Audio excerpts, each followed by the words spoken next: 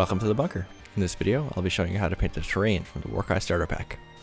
This method can be very easy and it only involves 3 to 4 steps. I'll start by spraying the entire thing with matte black primer. I'm just using a cheap one that I found at Walmart for about $4. When painting terrain, I keep it fairly simple. It's one of those things that when you put it on the table, it's supposed to look nice, but you don't want it to overpower the look of your models. And using the methods I'm using here now, you should be able to get it all table ready in a couple of days. Once it was completely black, I took another fairly cheap gray primer and just hit it from above just to give it some Xenithal highlighting. This is going to be really important for the next step. If you'd like to know more about Xenithal highlighting, I've actually already done a video on it. I'll put a link in the description. All I'm doing here is just making it so it looks like the sun and the light hits the higher parts and leaving the shadows really dark. As you can see, I have some really nice contrast between the lights and the darks. Next step is to take some transparent teal ink, or you can use a teal similar contrast pink to do it. Pretty much the same thing. I find with ink you have a longer working time and it pulls a little bit less, so it's really good for larger surfaces like this application. For this application, you're going to want to use a fairly large brush, and you just want to paint over everything that would be stone on the model. Be a little bit generous with it, it doesn't really matter too much. You can pick up the pooling again with the brush. That's one of the benefits to working with ink. You have a little bit better for working time, so you get less pooling on the model. Now I'm going to be using a more vibrant color. If you want to make it a little more sandy color, you could use like a brown or a burnt umber. But I'm making it look a little more spectral and a little more spooky, so you'll see how it goes. And you can already start to see where the Zenithal highlighting comes in. Right here you can see that the shadows and highlights are showing through with the transparent ink, giving you a really nice kind of varied look. And here's the whole thing done in teal. Looks a little vibrant now, but we'll get it toned down a little bit in the next step.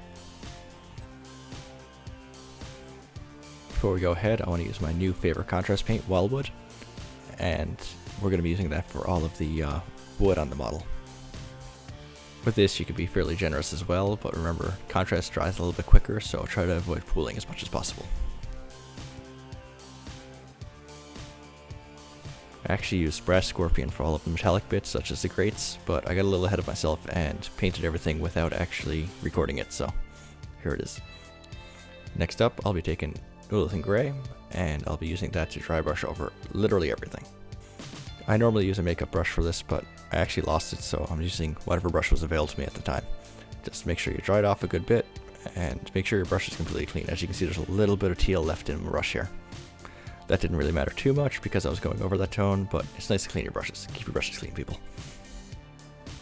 Once you have your brush all ready to go, just go against the grain and give it a fairly heavy dry brush. What we're trying to do here is create kind of like a spectral highlight, but at the same kind of give it a little bit of a wintry look.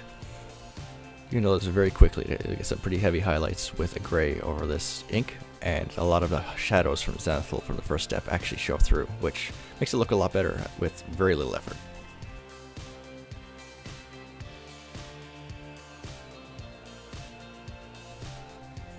Once I was happy with the dry brushing, I call this piece completely done. I actually dry brushed over the brass scorpion as well on the metallic bits on the other pieces, so it looks kind of wintry but spectral, like I was trying to go for, and I'm happy with it. So let's move on to the spiky bits. Again, I got a little ahead of myself and I painted all of the metal pieces with brass scorpion. You'll also notice that I actually painted all of the bony bits already with contrast skeleton horde, and the pieces that match up with the rest of the terrain with the transparent ink that I used before. I'll be using snakebite leather to paint all of the spiky bits on the wood. It gives me a nice kind of two-tone variant for the look I'm going for here. As you can see, I'm not putting a ton of effort into the terrain. It's going to be more so for immersion's sake than anything else. You don't want it to look too good. And I have to say, this is one of the best applications for contrast paint overall. I'll be taking skeleton horde again and going over the rest of the kind of ropes and such. And I'll be using wildwood for the rest of the dark wood. This time, about 4 months ago, I would have never thought that I'd be painting out of the pot again. I really shouldn't be, I should be transferring this to a palette, but here we are.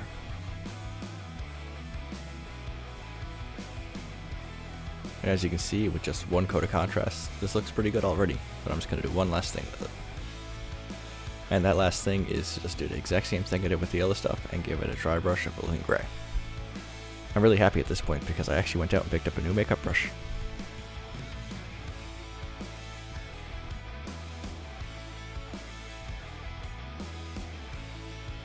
Never really factored in how good the highlight of the Illusion Gray looks on the skeleton horde for the bone and stuff like that. It actually worked really well.